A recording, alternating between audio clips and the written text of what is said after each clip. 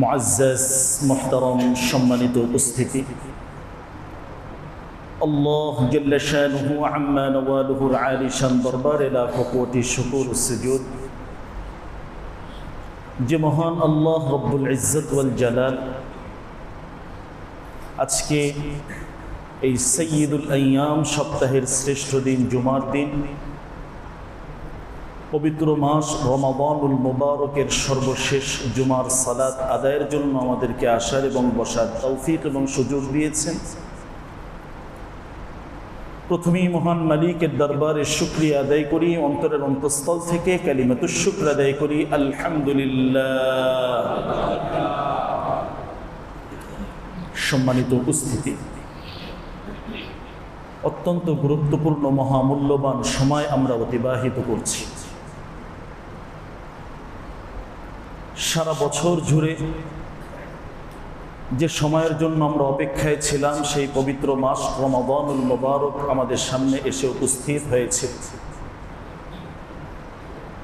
এই পবিত্র মাস, সম্মানিত মাস এখন বিদায়ের পথে। আজকে জুমাতুল বিদা, সর্বশেষ জুমার সালাত আদায়ের জন্য আমরা এসেছি।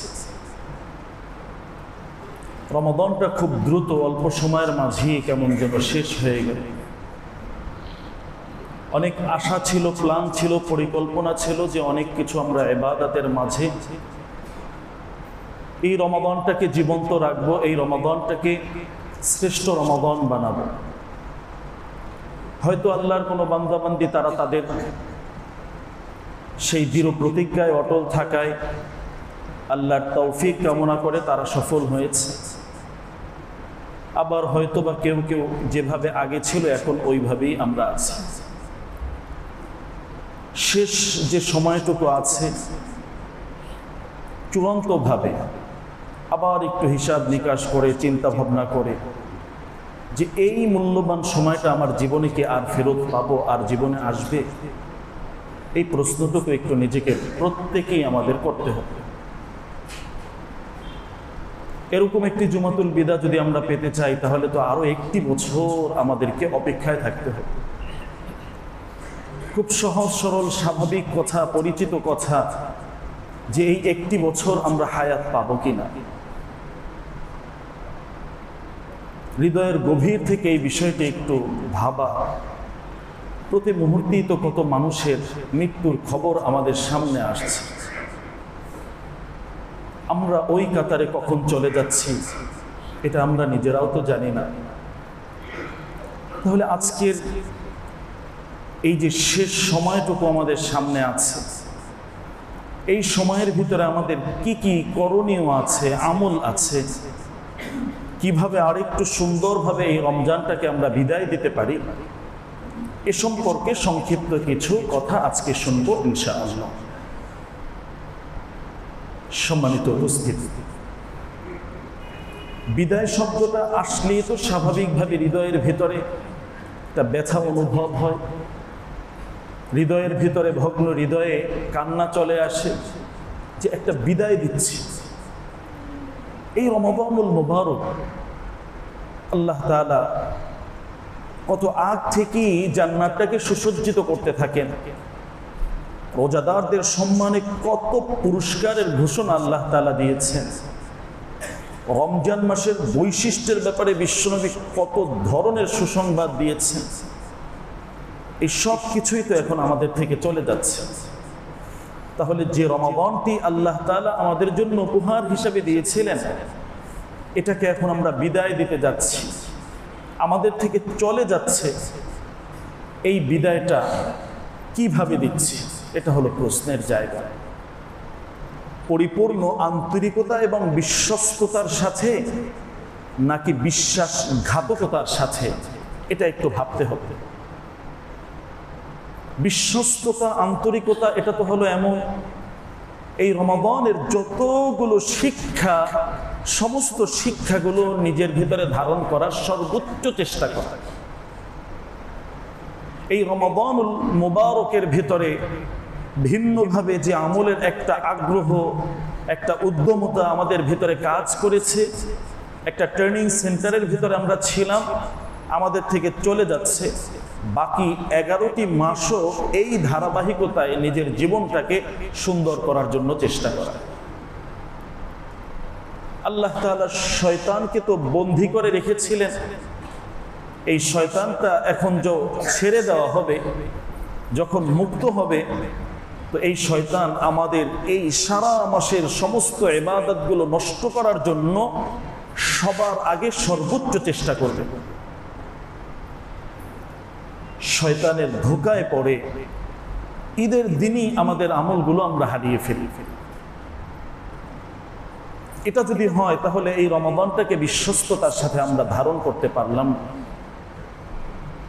পৃথিবী ডাকবে, সমাজ ডাকবে, বন্ধু বান্ধব ডাকবে, কিন্তু আমার সিদ্ধান্ত তো আমাকে নিতে হবে যে আমি আসলে কোন পথে থাকবো, আমি আসলে কি বিশ্বাস করছি, আমার সামনে কি আছে, আমি আমার মালিকের সামনে কিভাবে দাঁড়াবো।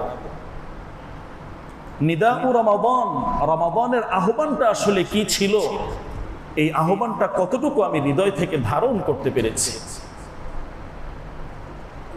এই রমাদানুল মুবারকে যে সিয়াম করেছি, কিয়াম করেছি, যে তেলাওয়াত করেছি, যে তাসবিহাত আদায় করেছি, যে দান সাদাকা করেছি, যে তাহাজ্জুদের সালাত আদায় করেছি, এটা আমাদের বাকি 11 মাস যাতে ধারাবাহিকতা রক্ষা করতে পারি, এরকম এক শিক্ষা আমাদেরকে পরিপূর্ণভাবে নিজেদের ভিতরে নিতে হবে এবং আল্লাহর কাছে ওই তৌফিক কামনা করতে হবে যাতে হারিয়ে না যায়, যাতে শয়তান আমার সমস্ত আমলগুলো বরবাদ করে দিতে না পারে। আল্লাহ তাআলা সতর্ক করেছেন, ওয়ালা তাকুনু কাল্লাতী নাকাদাত গাজলাহা মিন বা'দি কুওয়াতিন আনকাসা। এক মহিলার ঘটনা আল্লাহ তাআলা বলছেন যে তার মতন হয় না, সারাদিন সে সুতা পাকাচ্ছে, সুতা গিট দিচ্ছে, দিন শেষে আবার ছেড়ে দিচ্ছে, খুলে দিচ্ছে, তো সারাদিনের পরিশ্রম মুহূর্তের ভিতরে শেষ, আগের অবস্থায় সুতাগুলো হয়ে গেল। এই মহিলার মতো হবে না তোমরা। তো সারা মাস জুড়ে আল্লাহ যে তৌফিক দিয়েছেন, যতটুকু সুযোগ হয়েছে, এটা যাতে বরবাদ হয়ে না যায়, এই ব্যাপারে আমাদের খুব সতর্ক থাকতে হবে। এবং সাথে সাথে এই আমলগুলো আল্লাহ যাতে কবুল করেন, এজন্য সর্বোচ্চ দোয়া, সর্বোচ্চ প্রচেষ্টা আমাদের করতে হবে। তাহলে এই সময়ে যে আমরা কাটাবো, শেষ সময়টুকু, এই সময়ের ভিতরে আল্লাহর কাছে দোয়ার গুরুত্বটা খুব বেশি। ইতিহাসের ঘটনার ছোট্ট একটি অংশ দিয়ে একটু বলছি।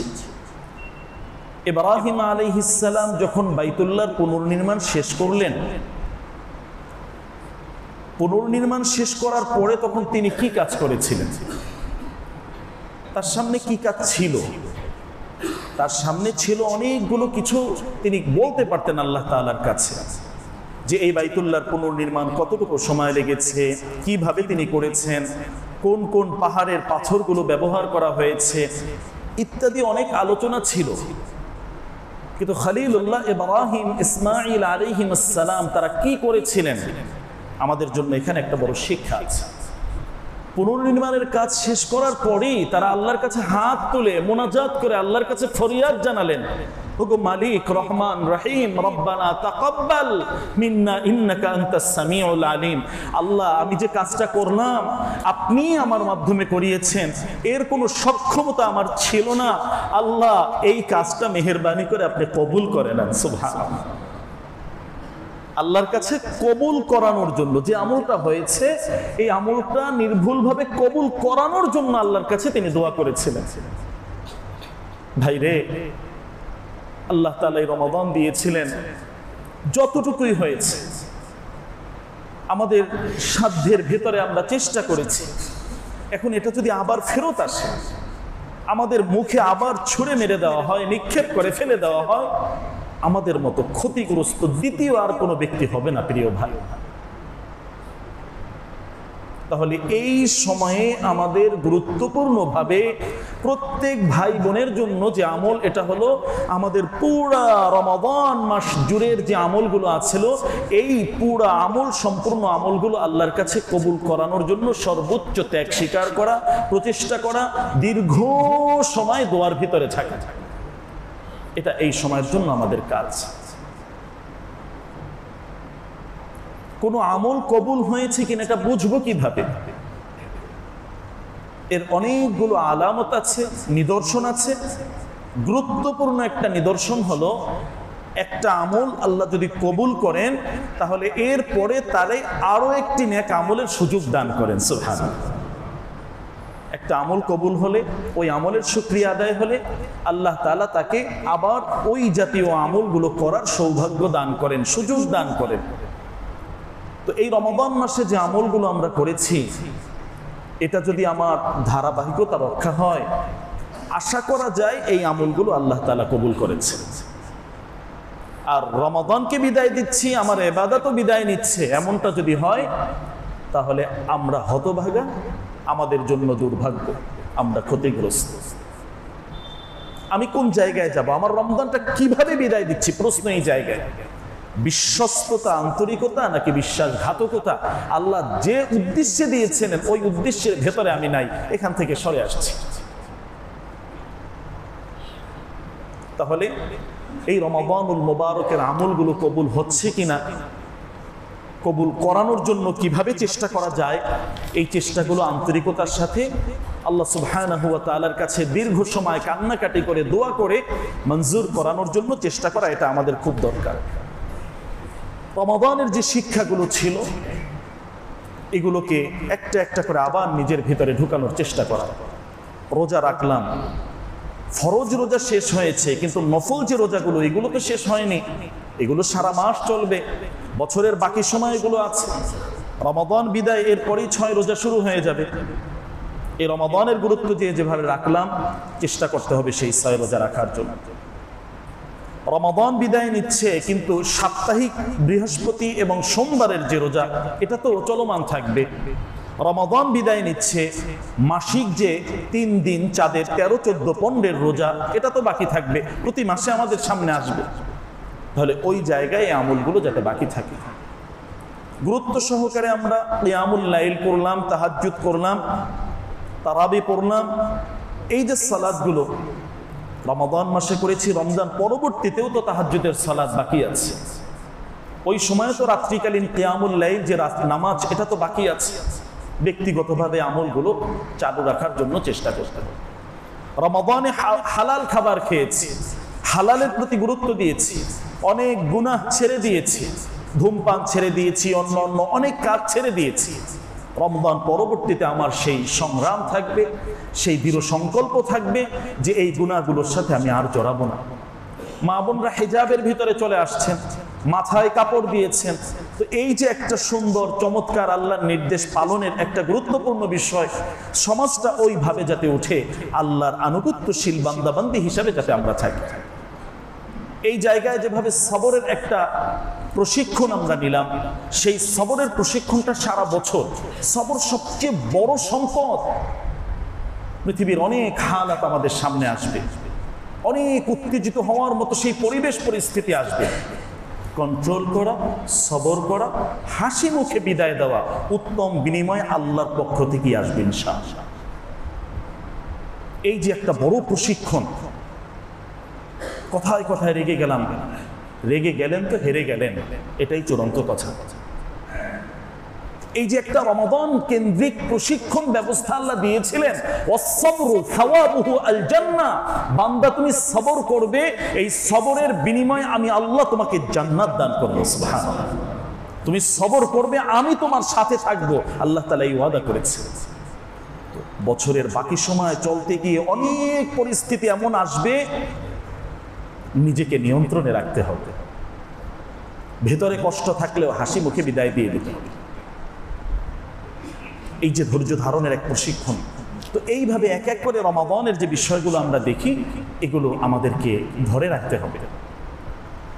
রমাদান কেন্দ্রিক যে আমলগুলো আমরা পেয়েছিলাম, সমস্ত আমলের মূল বিষয়টা যদি আমরা দেখতে চাই, যাকে খোলাসাতুল কালাম বলা হয়, সার সংক্ষেপ, প্রত্যেকটা আমলের সাথে সবচেয়ে বড় যে প্রাপ্তি ছিল, এটা হলো মাগফিরাতের একটা ঘোষণা আল্লাহ তাআলা দিয়েছিলেন। আর এটা হলো সবচেয়ে গুরুত্বপূর্ণ সম্পদ। আমি পৃথিবীতে অনেক কিছু হারাতে পারি, কিন্তু আল্লাহর ক্ষমা হারিয়ে যদি আমি আল্লাহর সামনে যাই, তাহলে আমি সবচেয়ে বড় ক্ষতিগ্রস্ত। আল্লাহর ক্ষমা নিয়ে, আল্লাহর সন্তুষ্টি নিয়ে যখন আল্লাহর সামনে দাঁড়াতে পারবো, এই তুচ্ছ কোরবানি এটা সম্পূর্ণভাবে মেনে নেওয়া তখন সম্ভব হবে। আল্লাহর ক্ষমাটাকে সর্বোচ্চ গুরুত্ব দিয়ে গ্রহণ করা। আর পুরো রমাদান জুড়ে যে আমলগুলো, সমস্ত আমলের মূল কথা, ফোকাস যেটা ছিল, এই বার্তাটাই বহন করেছে যে আল্লাহ এই কাজটা করলে তোমাকে ক্ষমা করবেন, এই কাজটা করলে তোমাকে মাফ করবেন। একটা একটা করে হাদিস যদি আমরা দেখি, প্রত্যেকটা হাদিসের শেষে গফির লাহু এই শব্দগুলো আসছে, মাগফুরান লাকুম, যে আল্লাহ তোমাকে ক্ষমা করছেন, এই কাজটা তুমি করছো, তুমি সিয়াম করছো, তোমাকে আল্লাহ মাফ করছেন, তুমি তারাবি পড়ছো, তোমাকে আল্লাহ মাফ করছেন, তুমি লাইলাতুল কদরের সালাত পড়ছো, তোমাকে আল্লাহ মাফ করছেন, তুমি লাইলাতুল কদর পেয়েছো, তুমি আল্লাহর কাছে ক্ষমা চাওয়ার জন্য দোয়া, ক্ষমা যাতে আল্লাহ করে সেই দোয়া করো। রমজান মাসে তোমার অধীনস্থকে তুমি একটু কাজের বোঝা হালকা করে দিয়েছো, তাদেরকে খুশি করেছো, তাদেরকে বকশিশ দিয়েছো, বেতন বোনাস দিয়েছো, আল্লাহ তোমাকে মাফ করে দিবেন। এই যে আমলগুলো, প্রত্যেকটা আমলের সাথে পুরো হাদিসগুলো দেখলাম ভাই, সমস্ত হাদিসগুলোর সাথে কোনো না কোনো ভাবে একটা ক্ষমার সম্পর্ক আল্লাহ তাআলা তৈরি করে দিয়েছেন। সুবহানাল্লাহ। তাহলে এই যে একটা শিক্ষার জায়গা, আল্লাহ তাআলা ক্ষমা করবেন, তো এই ক্ষমার জন্য আল্লাহর কাছে সর্বোচ্চভাবে ওইভাবে নিজেকে পেশ করা, সমস্ত অহংকার ছেড়ে দিয়ে বিনয়ের সাথে নিজেকে আল্লাহর সামনে উপস্থাপন করা। তাহলে এই সময়ের গুরুত্বপূর্ণ যে আমলগুলো আছে, এটা আমাদের জন্য যে আল্লাহর কাছে বেশি ক্ষমা চাইতে হবে। যদি না চাই আর আল্লাহ যদি ক্ষমা না করেন, আমরা কি অবস্থার শিকার হবে, পরিণতিটা কি হবে? শরীয়তে যে জায়গাগুলোতে ভয়ঙ্কর শব্দ ব্যবহার করেছে, ক্ষতিগ্রস্ততার শব্দ ব্যবহার করেছে, এমন একটি শব্দ এই রমাদান পেয়ে যারা গুনাহ মাফ করাতে পারলো না তাদের জন্য ব্যবহার করা হয়েছে।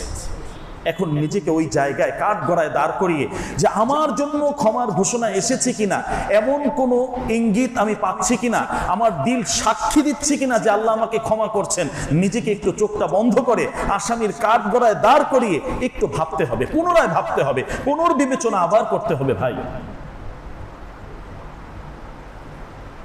এটা শুধু সাধারণ কথা না। যদি মাফ না হয় তাহলে জাহান্নামের কথা শক্তভাবে এসেছে। আল্লাহ রমজান দিয়েছিলেন জান্নাত লাভ করার জন্য, আমি জাহান্নামে যাব, তাহলে আমি তো ক্ষতিগ্রস্ত, আমি তো পথভ্রষ্ট হয়ে যাচ্ছি। মানুষের চিন্তা কি করব, নিজের চিন্তা নিয়ে ব্যস্ত থাকতে হবে। আমার কবরে কি হবে, আমার কি উপায় হবে, আরে ওই বিষয়টি তো মাথার ভিতরে এখন শুধু ঘুরতে থাকবে যে আমার অবস্থাটা আসলে কি হবে, শেষ পরিণতিটা আসলে কি হচ্ছে, ঈমান নিয়ে আমি যেতে পারছি কিনা, আমার কবরের অবস্থাটা কি হবে, আমার মিজানের অবস্থাটা কি হবে, হাসরের ময়দানে আমি কাদের সাথে থাকছি, আমার ওজনের পাল্লা করা হলে কোন জায়গায় আমার আমলের ওজনটা আসবে, ডান হাতে আসবে না বাম হাতে আসবে, সুপারিশ পাবো কিনা, এই প্রশ্নগুলো মাথার ভিতরে এখন ঘোরানো দরকার। এই জায়গায় একবার ভুল হলে দ্বিতীয়বার ফিরে আসার, কোনোভাবে আপিল করার আর কোনো ধরনের কোনো সুযোগ নাই। এমন মামলা এটা, একবার মামলাটা যদি হয়ে যায়, এটা আর দ্বিতীয়বার ঘোরানোর মতো আর কোনো সুযোগ থাকবে না।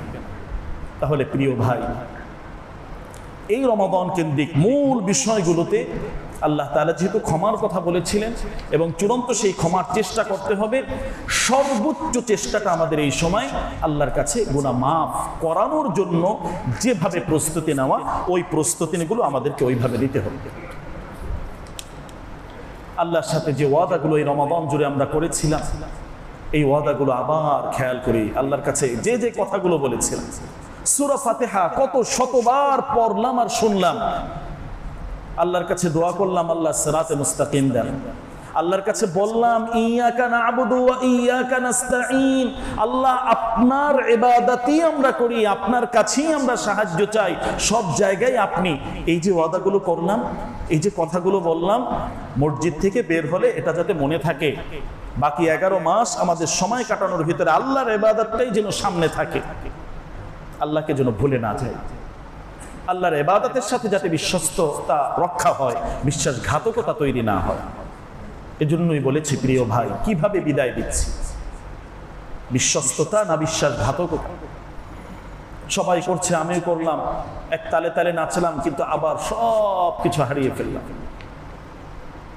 এমনটা যেন না হয়, তাহলে অত্যন্ত ক্ষতিগ্রস্ত হয়ে যাবে। এরপরে রমাদান কেন্দ্রিক যে আমলগুলো আছে, এই সময়ের জন্য আমাদের বাকি আমলগুলো আমাদের সুন্দরভাবে আন্তরিকভাবে খেয়াল রাখা। এই সময়ের গুরুত্বপূর্ণ একটি আমল হলো সাদকাতুল ফিতর। এটা আল্লাহ রসুল সাল্লাল্লাহু আলাইহি সাল্লাম ফরজ করে দিয়েছেন। শরীয়তের এর স্তরটা হলো ওয়াজিব, গুরুত্বপূর্ণ আমল। এই সাদাকাতুল ফিতর যেটা আছে, এটা কার উপরে ওয়াজিব হবে? ঈদের দিন যে ব্যক্তি নিসাবের মালিক থাকবেন, সারা বছর থাকার দরকার নেই, ঈদের দিনে যার কাছে 90 থেকে 95 হাজার মোটামুটি এই পরিমাণ টাকা থাকবে, তিনি দিতে বাধ্য, তার উপরে এটা ওয়াজিব হয়ে গেছে, আল্লাহ রসুল তার উপরে ধার্য করে দিয়েছে। এই সাদাকাতুল ফিতর কখন দিব? এর সর্বোচ্চ শেষ সময় সীমা হলো ঈদের নামাজে আসার আগে এটা পরিশোধ করতে হবে। কেউ যদি আগে দিয়ে দেন অবশ্যই ভালো, এর মাধ্যমে অভাবী যারা আছে এর পেছনে যে উদ্দেশ্যটা, এই উদ্দেশ্যটা সুন্দরভাবে সফল হয়। কেন এটা দিব? বিশ্বনবী সাল্লাল্লাহু আলাইহি ওয়াসাল্লাম বলেছেন, মৌলিকভাবে দেওয়ার দুইটি কারণ আছে। একটা হলো সারা মাস জুড়ে আমরা যে রমাদানের রোজা রাখলাম, এই রোজার ভিতরে আমাদের অনিচ্ছায় যে ভুল ভ্রান্তিগুলো হয়েছে, তুহরান লিসসাইমি মিনাল লাগবি ওয়ার রাফাস, যেভাবে রোজাটা রাখার কথা ছিল ওইভাবে রাখতে পারি না। রোজা রাখার পরে কোনো ধরনের ঝগড়াঝাটি করা এটা নিষেধ, কিন্তু অনেক ঝগড়া হয়েছে। কোনো ধরনের মিথ্যা কথা এটা নিষেধ, কিন্তু তারপরেও মিথ্যা সংশ্লিষ্ট বিষয় ঘটেছে। তো এই জাতীয় যে সমস্ত ভুল ভ্রান্তি রোজাদারদের হয়ে গেছে, এটার একটা সংক্ষিপ্ত ক্ষতিপূরণ হিসাবে আল্লাহ তাআলা এই আমলটা বান্দার উপরে দিয়েছেন। সুবহানাল্লাহ। তাহলে এই প্রশ্ন না করা যে আমার উপরে ওয়াজিব কিনা, আমি দিব কিনা, আপনি তো রোজাদার, আপনার রোজার ভিতরে তো ভুল হতেই পারে, তো রোজার ভুলের কাফারা হিসাবে এটা একটা মৌলিক কারণ। তো এই উম্মতের প্রত্যেকটা রোজাদার ব্যক্তিকেই এই সাদকাতুল ফিতর দেওয়া উচিত, এবং তার জন্য এটা জরুরি, তার রোজাটাকে রক্ষা করার জন্য। যিনি নিতে পারবেন, শরীয়তের দিক থেকে তিনি নিতে পারছেন, কিন্তু তার নিজের রোজাটাকে বিশুদ্ধ করার জন্য তাকেও দিয়ে দেওয়াটা ভালো, তিনিও অন্যকে দিয়ে দেবেন। তার যে পরিমাণটা আসে, যে স্তরের তিনি আছেন, সমাজের বিভিন্ন স্তর আছে, ওই স্তরে তিনি কোন স্তরে আছেন, নিম্ন স্তর, মধ্যবিত্তদের স্তর, সর্বোচ্চ স্তর, কোন স্তরে তিনি আছেন, ওই স্তরের ওই লেভেলেরটা তিনি দিয়ে দেবেন।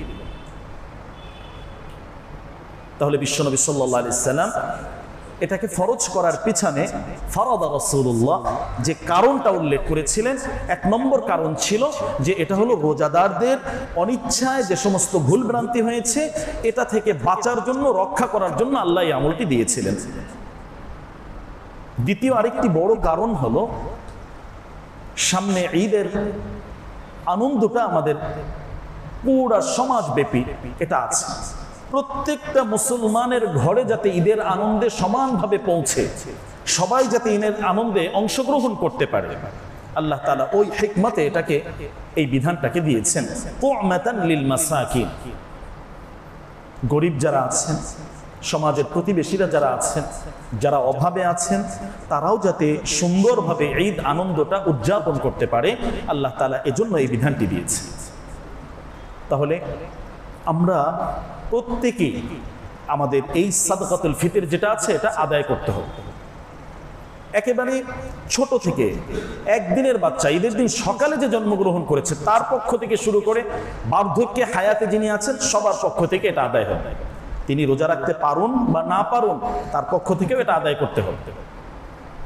এই সাদকাতুল ফিতর কাকে দিবে? আল্লাহ তাআলা যাকাত নেয়ার উপযুক্ত যে খাতগুলো বর্ণনা করেছেন সূরা তাওবায়, এই যাকাত নেওয়ার উপযুক্ত যারা, তারাই সাদকাতুল ফিতর নিতে পারবে। যাকাতের যে খাত, সাদকাতুল ফিতরেরও ওই খাত।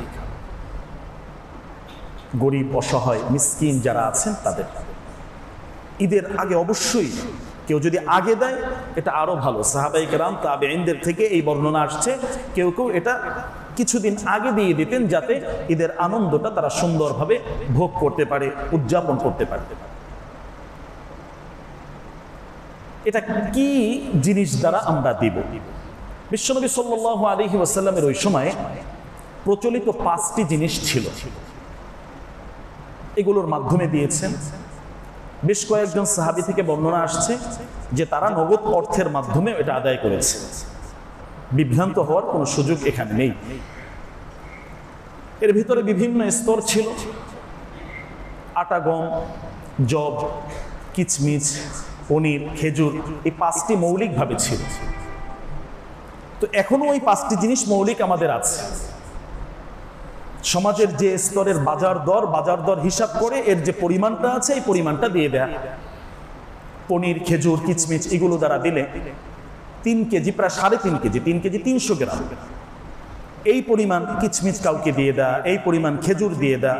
তো এই পরিমাণ খেজুর দিচ্ছি না, তো এই খেজুর কিনতে যে টাকাটা লাগে এই টাকাটা আমি উপযুক্ত যারা আছেন তাদের হাতে আমাকে পৌঁছিয়ে দিতে হবে। একজন সাদগায়ে ফিতর একজনকেও দেওয়া যায়, একাধিক ব্যক্তিকেও দেওয়া যায়, আবার একাধিক ব্যক্তিদেরটা একজনকেও দেওয়া যায়। সমাজের পরিবারের কর্তা যিনি আছেন তিনি অন্য সদস্য, যে আমার পরিবারে 5 জন সদস্য, আমার পরিবারে 8 জন সদস্য, বা সবার পক্ষ থেকে আমি এটা দিব।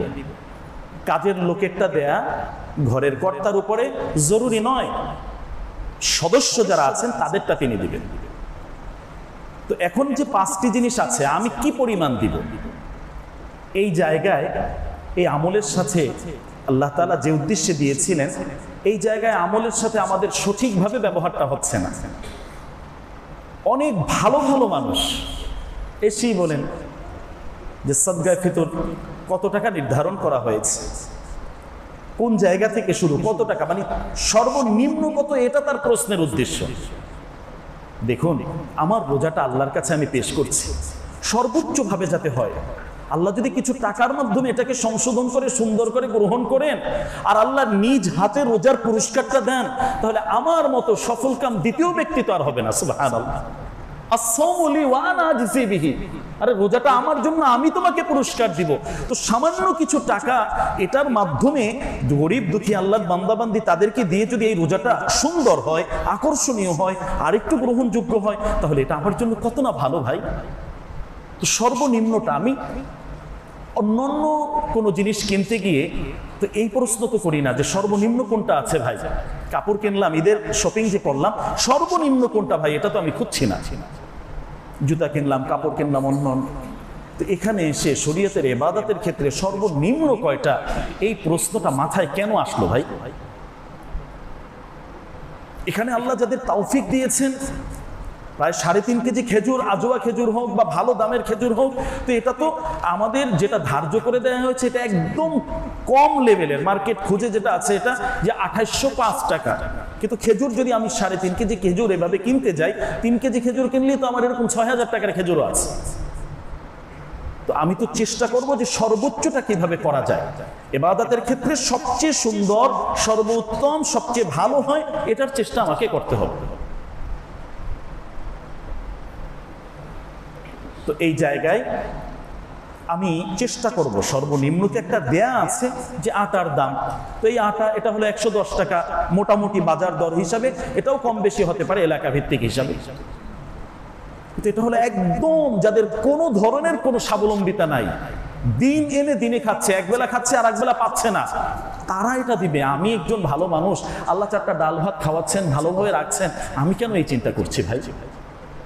চেষ্টা করা উচিত যেখানে বাকি যেগুলো আছে, আমি যদি পনির দ্বারা দেই তাহলে তো অনেক টাকা চলে আসছে। আমি কিসমিস দ্বারা যদি দেই, 3 কেজি 300 গ্রাম কিচমিচ কিনতে কত টাকা লাগছে, এটাই আমার এক একজনের সাদগাতুল ফিতর।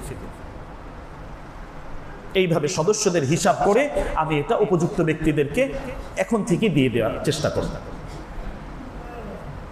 তাহলে প্রিয় ভাই, এই ইবাদতটা এত অবহেলার শিকার যে এই ইবাদতের ক্ষেত্রে আমরা সর্বনিম্নটা সবসময় খুঁজতে থাকি এবং কিভাবে কমানো যায় এই চিন্তা এটা না করে, যেহেতু আমার ইবাদতটা আল্লাহ সুবহানাহু ওয়া তাআলা কবুল করছেন এর মাধ্যমে, সুতরাং আমাকে সর্বোচ্চটা দেওয়ার চেষ্টা করতে হবে। আল্লাহ সেই তৌফিক আমাদেরকে দান করুন। এখন সামনের যে সময়গুলো আছে, এই সময়গুলোর ভিতরে আমাদের আরো জরুরি কিছু আমল আছে। সে আমলগুলোর ভিতরে একটা হলো, সামনে আরো একটি বিজোড় রাত্রি আছে। 27 করার পরে আমাদের ভিতরে একটা অবহেলা কাজ করে যে আজ রমজান তো বিদায় দিয়ে দিলাম, কদর পেয়ে গেছি নিশ্চিত, বাস এখন আমি বাড়ি যাই। আল্লাহ তাআলা এটাকে ভাগ করে রেখেছেন। ইন্নাহা তানতাকিল, এটা পরিবর্তন হয়। তো এখন কখনো কখনো তো এটা 29-এর রাত্রেও হতে পারে। তো এই 4 রাত্রিতে যেভাবে ইবাদত করেছি, আমাকে সর্বশেষ যে বেজর রাত্রিটি সামনে আছে লাইলাতুল কদর মনে করে ওই রাত্রিতেও ইবাদত করতে হবে। যদি আগে চলে যায় তাহলে তো আলহামদুলিল্লাহ পেয়ে গেছি, আর যদি না যায় তাহলে ওই রাত্রিতে আমি যত শপিংয়ে ব্যস্ত না থাকি, আমি যত ঘোরাঘুরিতে ব্যস্ত না থাকি, ওই সময়টা চূড়ান্তভাবে আল্লাহর কাছে নিজেকে উপস্থাপন করা, আল্লাহ এটাই শেষ চান্স। এই সুযোগ আর আমার জীবনে হয়তো নাও আসতে পারে। সমস্ত গুরুত্বপূর্ণ বিষয়ের ফয়সালা তুমি করছো আল্লাহ, আমার তো এই জরুরতগুলো আছে, তুমি তো জানো মালিক, তুমি আমাকে বানিয়েছো, আমি তোমার সামনে আছি, তুমি জানো আমার প্রয়োজনগুলো কি কি, আমার প্রয়োজন তুমিই দিয়েছো, তোমাকেই পূরণ করতে হবে, তুমি আমার প্রয়োজনগুলো পূরণ করে দাও মালিক। তো এই যে একটা রাত্রি আছে, এটা আমাদের সামনে এখনো আছে। এই সময়টা আন্তরিকভাবে যার যার অবস্থানে থেকে লাইলাতুল কদরে যে আমলগুলো আমরা করেছিলাম, পুরো আমলগুলো আমরা করার চেষ্টা করব। সামনে যে সময়গুলো আছে এর মাঝে গুরুত্বপূর্ণ যে আমল আছে, এর মাঝে চাঁদ রাত আমরা যাকে বলি, ঈদের রাত, এই রাত্রিটাও অত্যন্ত গুরুত্বপূর্ণ একটি রাত্রি। ইসলামের শ্রেষ্ঠতম যে রাত্রিগুলো বছরের ভিতরে আছে, এ তালিকায় 2 ঈদের রাত্রিও কিন্তু আছে। লাইলাতুল বারাত আছে, লাইলাতুল কদর আছে, এইভাবে যে রাত্রিগুলো গণনা করি, 2 ঈদের রাতও কিন্তু এই সময় আমলের জন্য বিশেষভাবে বিবেচনায় রাখা হয়েছে। অনেকগুলো ফজিলতের কথা আছে। সমস্ত হৃদয় যেদিন মৃত্যুবরণ করবে, পেরেশানিতে থাকবে, লাম তামুত, ওই দিন এই রাত্রিতে যারা ইবাদত করবেন, আল্লাহকে ডাকবেন, তাদের দিলগুলো ওই দিন মৃত্যুবরণ করবে না, তারা হাসি আনন্দের ভেতরে ওই সময় তারা থাকবেন। সুবহানাল্লাহ। তাহলে এই যে রাত্রিটি আছে, এই রাত্রিটিও আমাদের সামনে আছে। রমাদান বিদায় নিয়েছে, সমস্ত কিছু আল্লাহর থেকে বুঝে নিয়েছি, আলহামদুলিল্লাহ বাদ শেষ, এমনটা না। ওই রাতের সবচেয়ে বড় আরেকটি বৈশিষ্ট্য হলো লাইলাতুল জাইজা। এই রাত্রিটাকে আসমানে ফেরেশতাদের ভাষায় ঘোষণা করা হয় পুরস্কারের রাত্রি। তারা সারা মাসের সমস্ত আমলগুলো প্রস্তুতি নিয়ে ওই সময় তৈরি করতে থাকেন। ঈদের নামাজে বান্দারা যে আসবে, তাদের হাতে ধরিয়ে দেবেন, তাদের জন্য সেই ক্ষমার ঘোষণা হবে। এই ক্ষমার ঘোষণার যে পূর্ব প্রস্তুতি ফেরেশতারা গ্রহণ করেন, এটা হলো ওই ঈদের যে রাত আছে, ওই রাতে আকাশের ভিতরে চূড়ান্ত ফয়সালা এটা হচ্ছে। তাহলে আমাকে কোন জায়গায় পাওয়া যাবে? নামাজে পাওয়া যাবে, তেলাওয়াতে পাওয়া যাবে, না অন্য কোনো জায়গায় পাওয়া যাবে? নিজেকে আমি কোন জায়গায় আবিষ্কার করব, এই সিদ্ধান্তটা আমাদেরকে নিতে হবে। তাহলে গুরুত্বপূর্ণ যে সময়গুলো আমাদের সামনে আছে, এর মাঝে উল্লেখযোগ্য আমলের একটি বিশেষ অবস্থা, বিশেষ সময়, এটা হলো এই চাঁদের রাত বা ঈদ রাত যেটা আছে। ঈদের এই রাতে আমাদেরকে একটু ভিন্নভাবে, এই রমাদানে যেভাবে করেছি ওইভাবে আমরা ওই সময় করার জন্য আন্তরিকভাবে চেষ্টা করবো, এটা আমাদের জন্য জরুরি। এই সময়ের গুরুত্বপূর্ণ আরো যে আমলগুলো আমাদের সামনে আছে, এর মাঝে আরেকটি গুরুত্বপূর্ণ উল্লেখযোগ্য আমল হলো রমাদান যেভাবে চাঁদ দেখে আমরা শুরু করেছি, ঈদও আমরা চাঁদ দেখে শুরু করব ইনশাআল্লাহ, এটা শরিয়ার নির্দেশ। যাদের সুযোগ হয়, যারা বাহিরে আছেন, তারা চাঁদ দেখার জন্য চেষ্টা করবেন। ঘোষণা হবে, চাঁদ দেখা কমিটি আছে, এটা তাদের দায়িত্ব, কিন্তু আমাকেও তো রাসূল দায়িত্ব দিয়েছেন।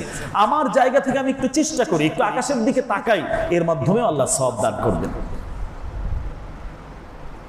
বিশ্বনবী চাঁদ, প্রত্যেক চাঁদের যখন সময় হতো, আল্লাহ রাসূল আকাশে চাঁদ খুঁজতে থাকতেন, এবং চাঁদটা নজরে আসলে, চাঁদের খবর শুনলে বিশ্বনবী একটা দোয়া পাঠ করতেন, চমৎকার দোয়া।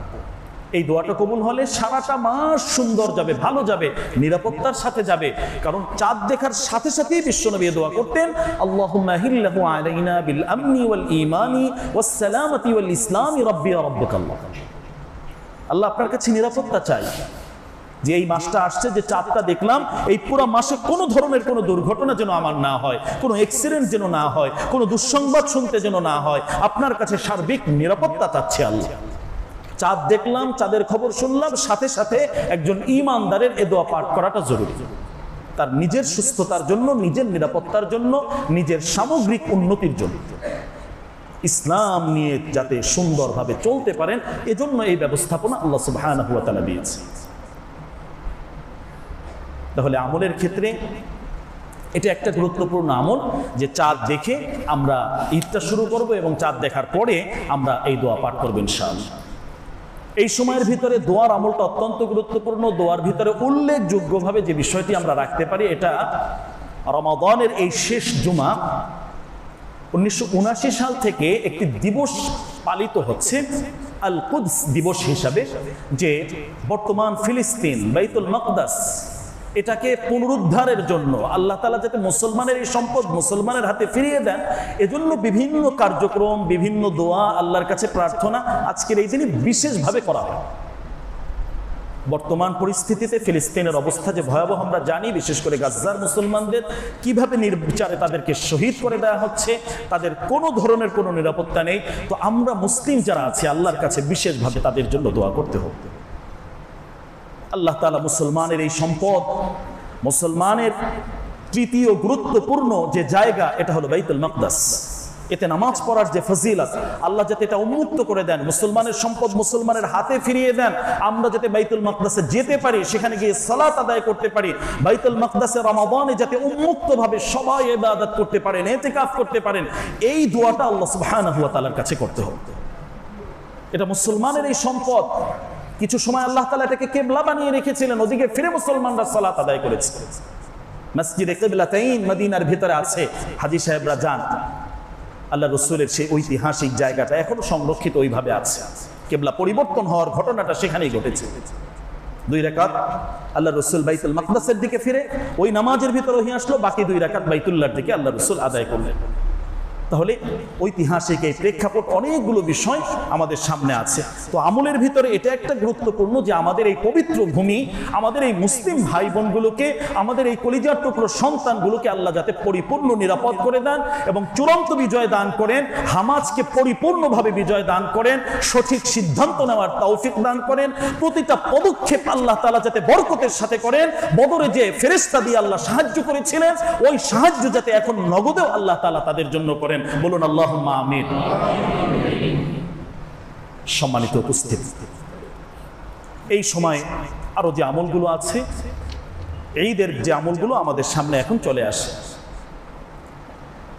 ঈদের সালাতে আসার আগে বেশ কিছু গুরুত্বপূর্ণ আমল আছে, সুন্নাহ আমল, যে আমলগুলো বিশ্বনবী করতেন।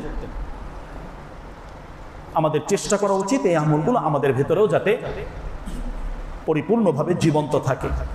ঈদের দিন সকাল সকাল ঘুম থেকে উঠা, মেসওয়াক করা, পরিচ্ছন্নতা অর্জন করা, গোসল করা, উত্তম সুগন্ধি ব্যবহার করা, পায়ে হেঁটে সুন্দরভাবে ঈদগাহে আসা, নিজের কাছে যে পোশাক আছে এর মাঝে উত্তম পোশাক, যেটা উত্তম পোশাক পরিধান করা, উত্তম সাজসজ্জা গ্রহণ করা। নতুন হতেই হবে এমনটা জরুরি না। আমার কাছে যে কয়টা পোশাক আছে এর ভিতরে যেটা ভালো, যেটা সুন্দর, যেটা দামি, সেটা আমি পরি। সাজসজ্জা শরীয়তগতভাবে যেটা আছে এই সাজসজ্জাগুলো গ্রহণ করা। আমাদের জুতাটা অনেক দামি হয়, টুপিটাও একটু দামি করার চেষ্টা করা। মসজিদের পরিবেশ, ঈদগাহের পরিবেশটা সুন্দর করা। এই জায়গায় এসে সর্বোচ্চ আভিজাত্য যেটা আছে এটাকে রক্ষা করার চেষ্টা করা। আল্লাহর সামনে দাঁড়াচ্ছি, আমার পোশাকটাও হবে দামি পোশাক, আমার জায়নামাজটাও হবে দামি জায়নামাজ, আল্লাহর সামনে দাঁড়াচ্ছি, আল্লাহকে সিজদা দিচ্ছি, এর থেকে দামি আর কিছু হতে পারে না। সর্বোচ্চ বিনিয়োগ এখানে আমার হবে। সাজসজ্জা, প্রস্তুতি, ইসলামের যে বিষয়গুলো এখানে আমাদেরকে একটু খেয়াল রাখতে হবে। ঈদগাহে আসার আগে বেজোর সংখ্যক খেজুর বা মিষ্টি জাতীয় কোনো কিছু খেয়ে আসা। এই সময় সরাসরি আল্লাহর নির্দেশ হলো উচ্চ স্বরে তাকবীর পাঠ করা। এই তাকবীরের যে বিধানগুলো আছে, ওয়ালিতুকমিলুল ইদ্দাহ ওয়ালিতুকাব্বিরুল্লাহ, আল্লাহকে তাকবীর দিবে, আল্লাহু আকবার, আল্লাহু আকবার, লা ইলাহা ইল্লাল্লাহ, আল্লাহু আকবার, আল্লাহু আকবার, ওয়ালিল্লাহিল হামদ। এই তাকবীরগুলো বেশি বেশি রাত থেকেই পালন করতে হবে। চাঁদ যখন দেখবো, যখন শুনবো, তখন থেকেই তাকবীরগুলো এভাবে দিবে। এক পথে আসবো, সুযোগ থাকলে অন্য পথে যাব, বা এক পাশ দিয়ে আসবো অন্য পথ দিয়ে যাব। ইসলামের এই সৌন্দর্য, বেশি মানুষের সাথে দেখা সাক্ষাৎ, বেশি মানুষের সাথে আনন্দ বিনিময় করা, তাদেরকে হাদিয়া দেওয়া, তাদেরকে খুশি করা, অনেকগুলো হিকমা এর সাথে আছে। তাহলে ঈদের দিনের সুন্নাহ যে আমলগুলো আছে, এই আমলগুলোর মাঝে অত্যন্ত গুরুত্বপূর্ণভাবে এই আমলগুলো আমাদের সামনে আছে। ঈদের সালাত আমরা এখানে যারা আদায় করব, ইনশাআল্লাহ আমাদের এখানে ঈদের সালাতের জামাত সকাল 8টায় অনুষ্ঠিত হবে ইনশাআল্লাহ। সকাল 8টায় ঈদের জামাত এখানে অনুষ্ঠিত হবে ইনশাআল্লাহ। যারা এখানে আদায় করবো এভাবে প্রস্তুতি নিয়ে আমরা আগে আগে চলে আসবো ইনশাআল্লাহ। তাহলে রমাদানের এই শেষ জুমা, জুমাতুল বিদায়, অনেকগুলো বিষয় আমাদের সামনে ছিল। সমস্ত বিষয়গুলোকে সামনে রেখে আল্লাহ যাতে আমাদের এই আমলগুলো কবুল করেন, আল্লাহ তাআলা যাতে আমাদেরকে বারবার এরকম রমাদান দান করেন, লাইলাতুল কদর নসিব করেন, এবং আগামী যে বছরটি আছে এই বছরটি সবচেয়ে সুন্দর বছর, আরামদায়ক বছর, নিশ্চিন্তের বছর আমাদের জন্য, আমাদের সমাজের জন্য, পরিবারের সদস্যদের জন্য, এবং এক কথায় আমাদের জাতির জন্য, আমাদের দেশের জন্য সুন্দর একটি সমাজ যাতে হয়, সুন্দর একটি সময় যাতে আসে প্রত্যেকটা মানুষের জন্য, আল্লাহর কাছে সেই দোয়া, সেই তৌফিক কামনা করতে হবে।